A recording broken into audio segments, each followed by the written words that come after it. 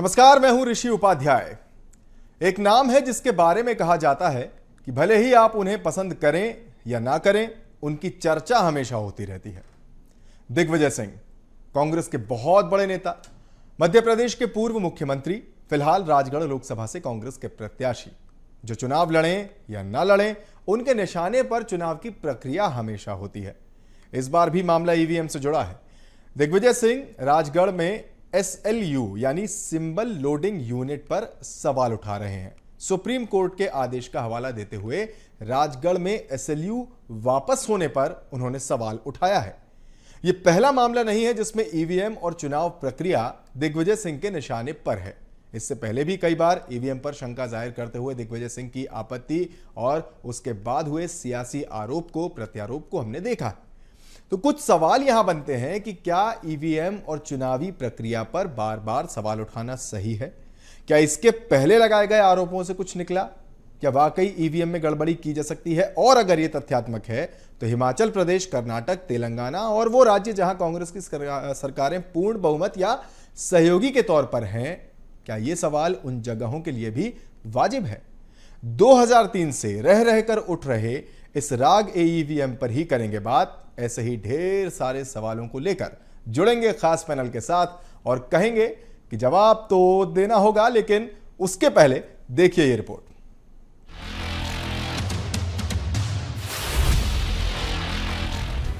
चुनाव हो, उस चुनाव में दिग्विजय सिंह एक्टिव हो और उस चुनाव में ईवीएम की चर्चा ना हो तो बात कुछ अधूरी सी रह जाती है। लीजिए, पूरी हो गई बात। दिग्विजय सिंह एक बार फिर से ईवीएम पर सवाल उठा चुके हैं। सुप्रीम कोर्ट तक जा पहुंचे हैं। जो याचिका दायर की है उसमें सवाल जुड़ा है SLU यानी सिंबल लोडिंग यूनिट से। दिग्विजय का कहना है कि 1 मई से प्रभावी सुप्रीम कोर्ट के आदेश के मुताबिक 45 दिनों तक SLU को वापस नहीं किया जा सकता, जबकि राजगढ़ जिले में SLU को मतदान के दूसरे दिन ही वापस कर दिया गया। दिग्विजय सिंह को इस बात पर तो आपत्ति है ही, साथ में कह रहे हैं कि उन्हें सिंबल लोडिंग यूनिट पर शक है। सिंबल लोडिंग यूनिट कमिश्निंग के बाद BEL या ECIL को लौटाया नहीं जाना चाहिए। उसे कलेक्टर साहब के हिफाजत में अंडर लॉक एंड की स्टोर की जाना चाहिए। लेकिन उसके बाद इलेक्शन कमीशन ने जो इंस्ट्रक्शन निकाले उसमें उन्होंने कह दिया कि 1 मई या उसके बाद ये रखे जाएंगे, बाकी के लौटा दिए जाएंगे, जो कि माननीय सुप्रीम कोर्ट के आदेश के विपरीत। राजगढ़ में उन्हें वापस लौटा दिया गया। हमारी हमेशा चुनाव आयोग से शिकायत रही है, सिंबल लोडिंग यूनिट में ही सॉफ्टवेयर क्या डाला जाता है, इस पर हमें शक है। इसको मैं टेकअप करूंगा। इस मामले पर निर्वाचन आयोग का तर्क तारीखों से जुड़ा है। आयोग इसे 1 मई यानी वो दिन जब से सुप्रीम कोर्ट का आदेश लागू होना था उसके पहले की गई कार्रवाई बता रहा है, तो वहीं बीजेपी इसे दिग्विजय सिंह का फेस सेविंग कह रही है। दिग्विजय सिंह जी को मालूम है कि वो बहुत बुरी तरह हार रहे हैं। अपनी फेस सेविंग के लिए कभी चुनाव आयोग को गाली देना, कभी ईवीएम की गलती बताना, ये उनकी आदत है। मुझे लगता है कि दिग्विजय सिंह जी को अब इस तरह की छोटी राजनीति छोड़ देनी चाहिए। जनता का जो भी मंतव्य है उसको शिरोधार्य करना चाहिए। अब राजनीतिक आरोप प्रत्यारोप जो भी हो, एक आम व्यक्ति के लिए साधारण भाषा में समझें तो ईवीएम में SLU यानी सिंबल लोडिंग यूनिट के जरिए ही प्रत्याशियों के नाम, चुनाव चिन्ह और उनके क्रम की जानकारी ईवीएम में अपलोड की जाती है। अपलोड करने की ये प्रक्रिया कमीशनिंग कहलाती है। कोर्ट का आदेश इसी कमीशनिंग से जुड़ा है। जब नामांकन वापसी के बाद प्रत्याशी फाइनल हो जाते हैं तब इस प्रक्रिया को अपनाया जाता है। चुनाव अधिकारियों के मुताबिक राजगढ़ में 29 अप्रैल को कमीशनिंग पूरी हो चुकी थी, यानी सुप्रीम कोर्ट के आदेश के प्रभावी होने के 2 दिन पहले, और इसी आधार पर कलेक्टर ने 8 मई यानी चुनाव के अगले दिन SLU को वापस कर दिया। बहरहाल तकनीकी कारण जो भी हो, मामला शीर्ष अदालत तक जा पहुंचा है और दिग्विजय सिंह एक बार फिर से ईवीएम पर निशाना साध चुके हैं। अब इस निशाने से कौन सा लक्ष्य संधान हो पाएगा, सवाल तो है ही, लेकिन फिलहाल तो दिग्विजय सिंह का रागे ईवीएम सियासी वादियों में सुनाई दे रहा है। Bureau report, BSTV। और चलिए आज की चर्चा के जो हमारे खास मेहमान हैं उनसे आपका परिचय करा देते हैं। हमारे साथ गुंजन चौकसी जी जुड़ी हुई हैं, बीजेपी प्रवक्ता हैं। स्वागत गुंजन जी आपका। भूपेंद्र गुप्ता जी हमारे साथ जुड़े हुए हैं, वरिष्ठ प्रवक्ता हैं, मुख्य प्रवक्ता हैं कांग्रेस के, उनका भी स्वागत है भूपेंद्र जी। और सरमन नगेले जी हमारे साथ हैं, वरिष्ठ पत्रकार हैं, आपका भी बहुत बहुत स्वागत है सरमन जी।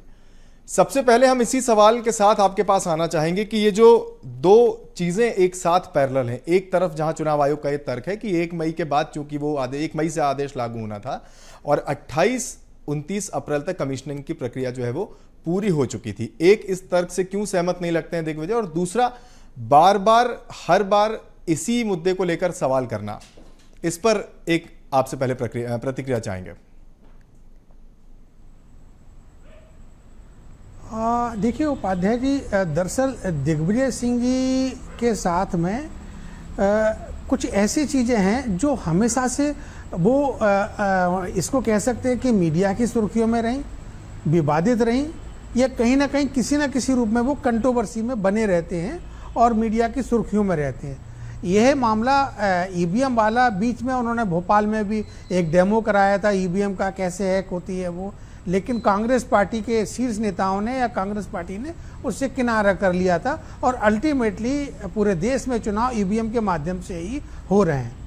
बात में सिर्फ दिग्विजय सिंह पर केंद्रित करूंगा क्योंकि इस विषय को सीएम पित्रोदा ने भी टेकअप किया था, लेकिन उसका भी हासिल 0 रहा था जी। देखिए, जो माननीय दिग्विजय सिंह जी ने अभी जो विषय उठाया, जब ये सुप्रीम कोर्ट में डिसीजन आया तो इलेक्शन कमीशन के तहत जो जिले के निर्वाचन अधिकारी हैं, डिस्ट्रिक्ट कलेक्टर, उनका दायित्व, उनका पूरा का पूरा फोकस जो ईसीआई के और राज्य के मुख्य निर्वाचन पदाधिकारी के जो निर्देश रहते हैं उसको फॉलो करते हैं, वो उससे इतर वो कुछ भी नहीं करते हैं। तो जो सुप्रीम कोर्ट की रूलिंग आई है वो अप्रैल के बाद आई है, मई में आई है, और वो कमीशन होने के बाद वो डेट उसकी आगे की आई है, तो वो कमीशन हो चुका था।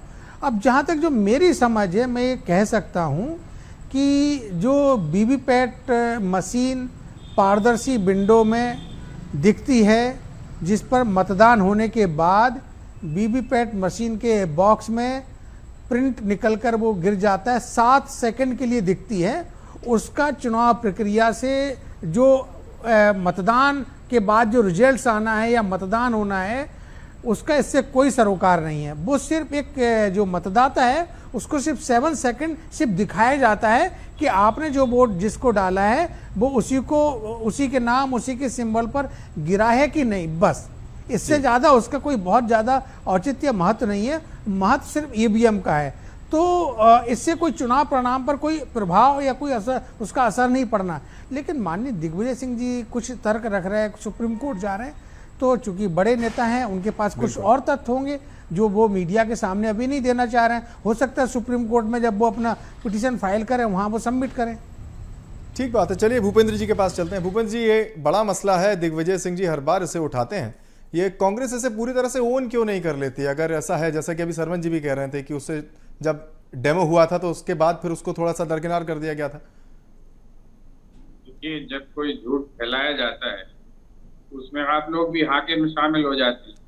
कांग्रेस पार्टी ने उन्हें इस काम के लिए जो है अपॉइंट किया है। कांग्रेस पार्टी ने कब डिसोन किया इसका जरा आप हमें प्रमाण बताइए। नहीं, भारतीय जनता पार्टी कोई झूठ फैलाती है, आप उसमें हाँ में हाँ मिलाते हैं। कभी पार्टी ने डिसोन किया है कि दिग्विजय सिंह जो काम कर रहे हैं वो पार्टी नहीं कर रही? पार्टी ने उनको उस कमेटी का जो है चेयरपर्सन बनाया, और जो मामले सरकार के सामने, चुनाव आयोग के सामने उठाए गए, हर मामले को चुनाव आयोग ने एक्सेप्ट किया है। आपको जो है उन्होंने मामला उठाया कि 11 वोट डाले, 151 निकले, स्वीकार किया है चुनाव अधिकारी ने कि नहीं किया? क्यों मशीन बदली वो? उन्होंने जो है मामले, जो मामले उठाए हैं, कौन से मामले को डिसएग्री किया ये बताइए। आप जो है जो कोर्ट के फैसले हैं वो पढ़ते नहीं है। कोर्ट के फैसला किस आधार पर हुआ है वो अलग है। अब अभी जो बहस है इसमें आप जो है सिंबल लोडिंग यूनिट और वीवीपैट मशीन का एक ही चीज है।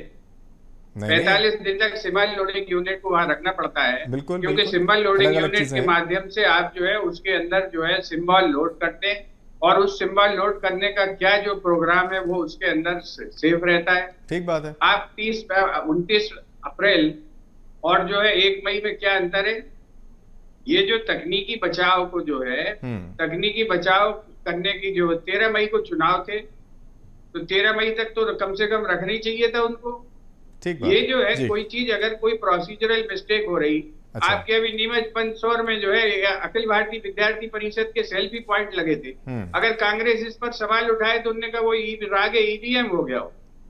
मतलब हद है किस तरह की जो है राजनीति चल रही है, किस तरह से आप प्रचार तंत्र का हिस्सा लोग बने हुए हैं कि लाज भी नहीं आती इस तरह की बातें करने। रागे ईवीएम ये पकड़ी गई चीजें कि नहीं, उनको स्वीकार किया लोगों ने कि नहीं? देखिए भूपेन जी जहां तक आप कह रहे हैं कि शर्म आनी चाहिए या नहीं आनी चाहिए, तो ये बात तो 2003 से चल रही है, दिग्विजय सिंह जी उठा रहे हैं और बार बार इस पर डिबेट करने अगर हम बैठ रहे हैं तो निश्चित तौर पर कुछ ना कुछ चीजें होंगी। बहरहाल मुझसे ज्यादा बेहतर जवाब गुंजन जी के पास शायद होगा। मेरी बात को आप हवा में उड़ाइए। नहीं, आपकी बात हवा में नहीं उड़ा रहे। जी आप अच्छा पहले अपनी बात जी बोले। 2003 से नहीं चल रही है बात, ये बात चल रही है 1985 से 76 में जो इंट्रोड्यूस हुई थी ये मशीन, सबसे पहले बीजेपी ने उसके खिलाफ मुकदमे लगाए। सुब्रह्मण्यम स्वामी के मुकदमे का जिक्र करिए ना, बीजेपी ने किताबें लिखी थी इसके ऊपर, उनका जिक्र करिए। लाल कृष्ण आडवाणी ने उन किताबों का विमोचन किया था, इसका जिक्र करिए। यानी कुल मिलाकर हम पक्ष रखने की बात कर रहे हैं, आपका पक्ष हमने सुन लिया पूरा, और आपके पक्ष के हिसाब से जो दिग्विजय सिंह जी कह रहे हैं वो ठीक बात। हम देखिए हम पक्ष मेरे से ज्यादा रिसर्च होना चाहिए। बिल्कुल है सर, हम लेकिन यहाँ पर मेरी रिसर्च का नहीं यहाँ पर परीक्षण हो रहा है, हम चर्चा कर रहे हैं। गुंजन जी को इन कर लेते हैं सर, गुंजन जी को इन कर लेते हैं। मैं इस डिबेट में सिर्फ एक एंकर की भूमिका में, होस्ट की भूमिका में। कांग्रेस ही मरी जा रही है। नहीं गुंजन जी को इन कर लेते हैं। आपके गुंजन जी प्लीज आपके पास आ रहे हैं सर। भूपेन जी थोड़ा शांत होंगे तो मैं अपनी बात रख पाऊंगी जी।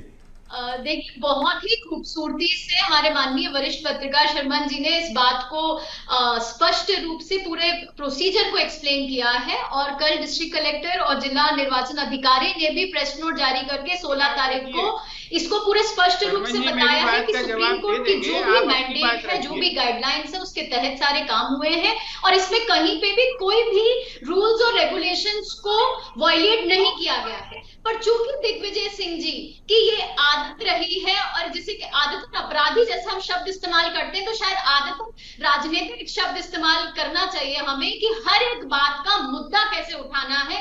ये दिग्विजय सिंह जी की फितरत रही है, चाहे वो ईवीएम मशीन हो, चाहे वो ईडी सीबीआई हो, चाहे वो इलेक्शन कमीशन हो। जब कांग्रेस हारती है तब तक दिग्विजय सिंह जी एक मुद्दा लेकर आते हैं, दो कारणों से। या तो वो न्यूज चैनल के डिबेट का एक पार्ट बन सके ताकि उनके नाम की चर्चा हो सके, और दूसरी कि जिस तरह कांग्रेस आज हार रही है, दिग्विजय सिंह जी का ये आखिरी चुनाव के रूप में देख रही है, तो अपने उस हार को एक थोड़ा सा ढकने की कोशिश दिग्विजय सिंह जी इस तरीके के निराधार आरोप प्रत्यारोप से कर रहे हैं, जिसको साक्षात होते हुए आज हम सबने देखा और दर्शक ने भी देखा कि जिस कांग्रेस पार्टी का अगर शीर्ष नेतृत्व निराधार आरोप लगाता हो तो वहां के प्रवक्ता से इस तरीके के आरोप आना बहुत स्वाभाविक है। मुझे बहुत दुख हो रहा है कि आज देश के चौथे स्तंभ के लिए जिस तरह भूपेंद्र गुप्ता जी आज बात कर रहे हैं कि आरोप प्रत्यारोप के घेरे में वो मीडिया को लेकर आ रहे हैं, और एक बार नहीं अनगिनत बार उन्होंने अपने 2 मिनट के वार्तालाप में 4 से 5 बार सारे आरोप प्रत्यारोप एंकर पे ही लगा दिए, चैनल पे ही लगा दिए कि आप समय नहीं देते, आप समर्थन करते हैं, आपको पढ़कर आना चाहिए, सुप्रीम कोर्ट के गाइडलाइंस पढ़ के आना चाहिए। ये बहुत दुखद है। आप विपक्ष में बैठे हैं तो एक साफ सुथरी राजनीति की आपसे उम्मीद करता है पक्ष भी और देश की जनता भी। गुंजन जी मैं निश्चित तौर पर मैं की उम्मीद हो, ठीक है, मैंने शायद आपको पर्याप्त समय दिया। मैं जहां तक रही बात मेरी गुंजन जी, जहां तक रही बात मेरी गुंजन जी वो पार्टी है गुंजन जी देखिए गुंजन जी आपको 1 मिनट के लिए रोकूंगा। देखिए हमारे पास 27-28 मिनट का समय रहता है, सबको बराबर समय मिले अपनी बात कहने का। ठीक है, भूपेन जी ने आरोप लगाया, लेकिन यहां पर बात मेरे आरोप प्रत्यारोप की नहीं है, बात इसकी हो रही है कि जो विषय है उस पर हम चर्चा कर रहे हैं। खैर शर्मन जी, हम आपके पास आना चाहेंगे। आरोप प्रत्यारोप तो अपने चलते रहेंगे, बात अभी हम भूपेन जी की करेंगे, वहां भी जाएंगे।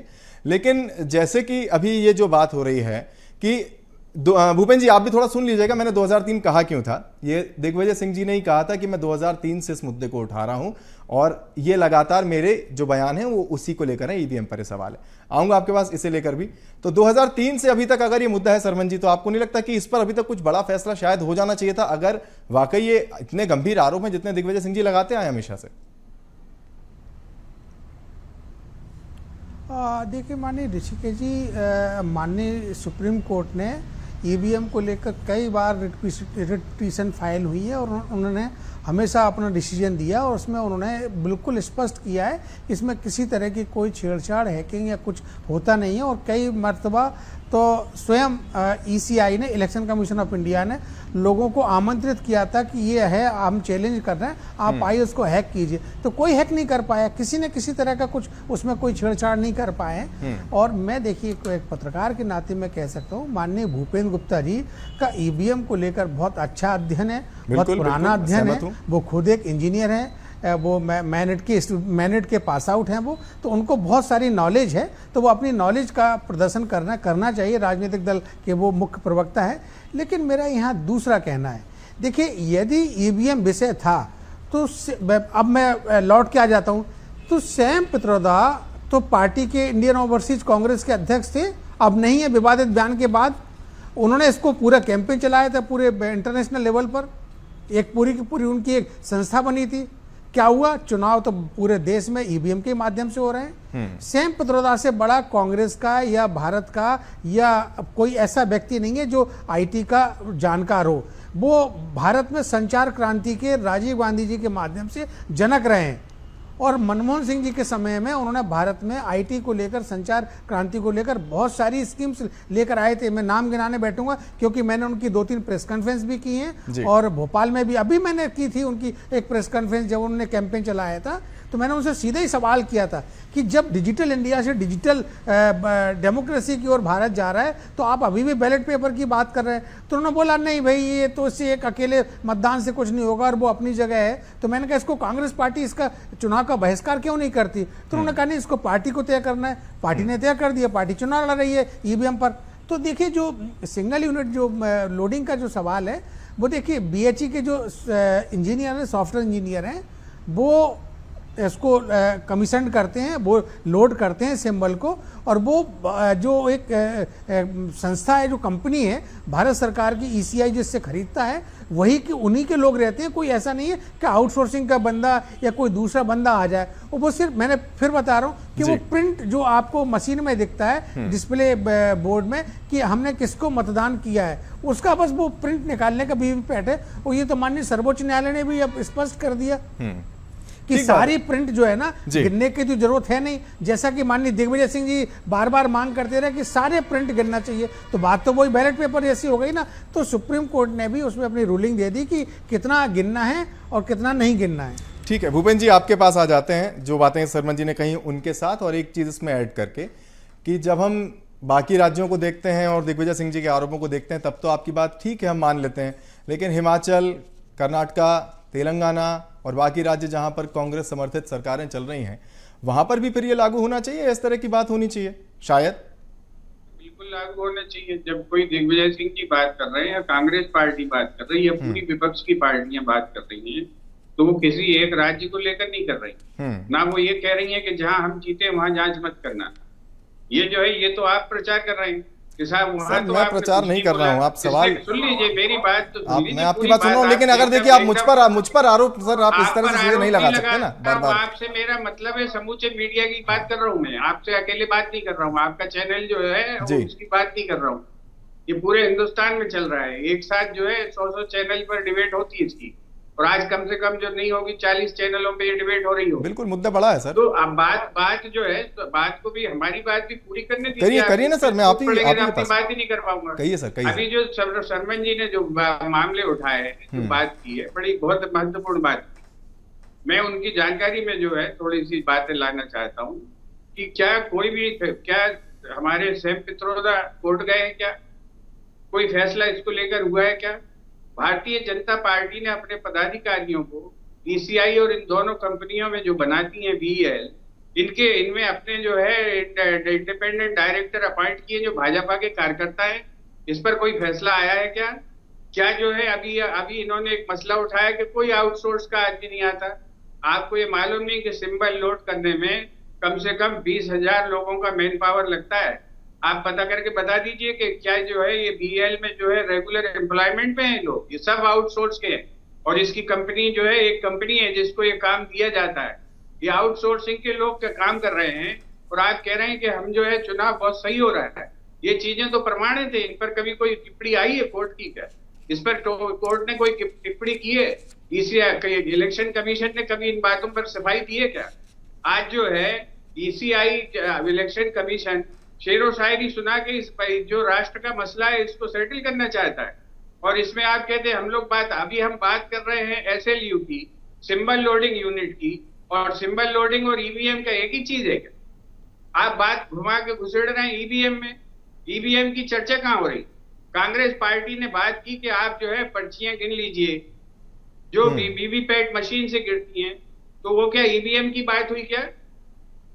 हर चीज को ईवीएम में घुसेड़ के आप जो है कांग्रेस के पक्ष को या जो विपक्षी पार्टियां उनके पक्ष को कमजोर करने का काम करते हैं।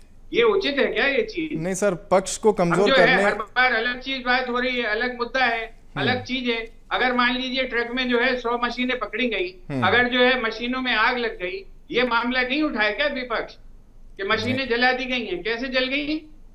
ये मामला उठाए तो उन्होंने कहा वही साहब रागे ईवीएम है।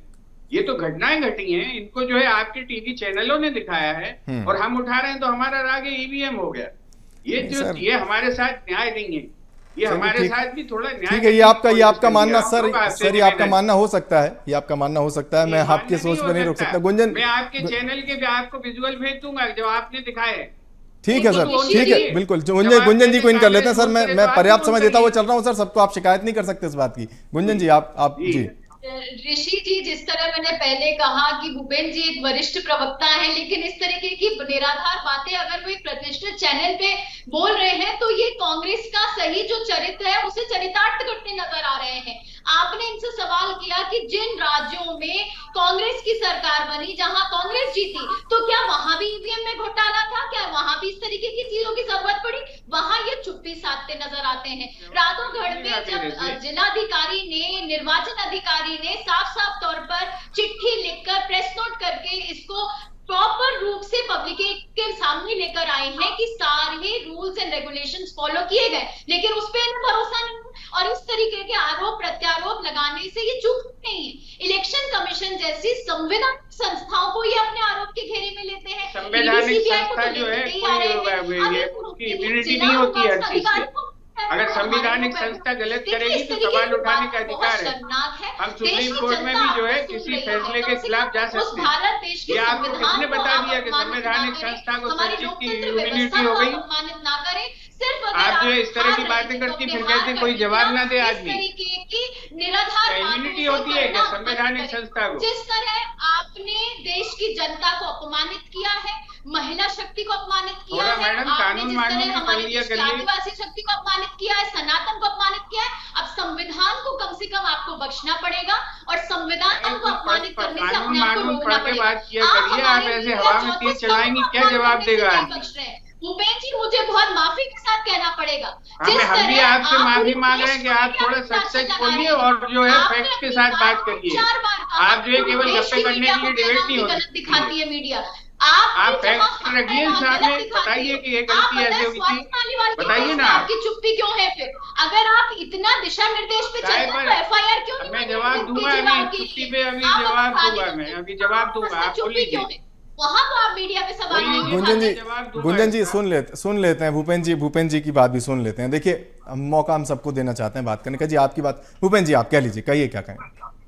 देखिए आपने दो सवाल उठाए कि जहां हम हार जाते हैं वहां पर हम कहने लगते हैं, जहां जीत जाते हैं वहां पर हम नहीं कहते। चलिए सवाल आप क्या देश में कोई एक आदमी भी ये कह सकता है कि हमने अपनी हार स्वीकार नहीं की या हमने अपनी जीत स्वीकार नहीं की? जीत स्वीकार की तो हार भी स्वीकार की, पूरे दिल से स्वीकार की। और हमने जो है पावर का हस्तांतरण किया।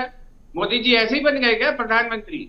हमने जब पावर ट्रांसफर को एक्सेप्ट करा तो प्रधानमंत्री बने। मोदी जी जब पावर ट्रांसफर को एक्सेप्ट करेंगे, कोई दूसरा आदमी अपनी बात सुन लीजिए मैडम, सुन लीजिए पहले आप। हमारे देश की जनता ने चलो बनाया है। इनको बोलने आप- दीजिए, आप ये बोल रहे फिर मेरे को बिहार बता का दीजिए जो जब ये लोग बोल भारतीय लेता है। जनता ने वोट दिया है, उन्हें बोल प्रधानमंत्री लीजिए, बनाया है, आप बोल उसका भी लीजिए, अपमान कर रहे हैं।